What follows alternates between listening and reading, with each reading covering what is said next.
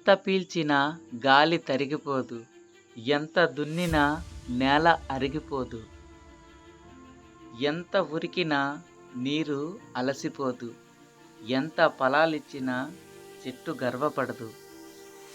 కానీ ఎప్పుడు ఎలా చస్తాడో తెలియని మనిషి మాత్రం కాస్తంత సంపాదించి తనంతటి వాడు లేడని ఎగిరెగిరి పడతాడు. నీకంటూ ఓ లక్ష్యం ఉంటే నువ్వు లీడర్ అవుతావు.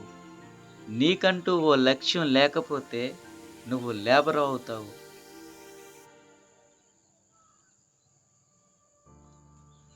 భయం అనేది ఓటమికి చిరునామా, పట్టుదల అనేది విజయానికి చిరునామా. అందుకే భయపడిన వాడికి విజయం వరించదు. అలాగే పట్టుదల ఉన్నవారిని ఓటమి భయపెట్టదు. కాదంటావా మిత్రమా? నమ్మకం అనేది ఓ చిన్న పదమే. దీనిని చదవటానికి 1 సెకనే పడుతుంది. ఆలోచించడానికి 1 నిమిషం పడుతుంది. అదే అర్థం చేసుకోవడానికి 1 రోజు పడుతుంది. కానీ నిరూపించుకోవడానికి 1 జీవితకాలం కూడా సరిపోదు మిత్రమా. ఒక విధంగా సాధ్యం కాకపోతే మరొక విధంగా ప్రయత్నించు, కానీ ప్రయత్నాన్ని మాత్రం వదిలిపెట్టకు. గుర్తుపెట్టుకో మిత్రమా, అబద్ధం అప్పు వంటిది. అవసరానికి ఒక్కసారి అబద్ధం ఆడితే ఇంకా దానికి వడ్డీ కట్టినట్టు మరికొన్ని అబద్ధాలు చెప్పక తప్పదు. నిజం నిప్పు వంటిది.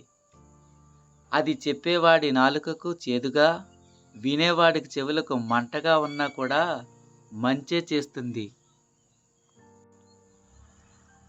దీపం మాట్లాడదు, వెలుగునిచ్చి తనను తాను పరిచయం చేసుకుంటుంది. విజేతలు కూడా అంతే. అద్భుతమైన విజయాలతోటే సమాధానం చెబుతారు. కాదంటావా మిత్రమా? ఎప్పుడూ గెలుస్తున్న వాడిని చూసి అసూయపడకు. వాడు అలా గెలవడానికి పడే శ్రద్ధ, పట్టుదల చూసి నేర్చుకోవడానికి ప్రయత్నించు.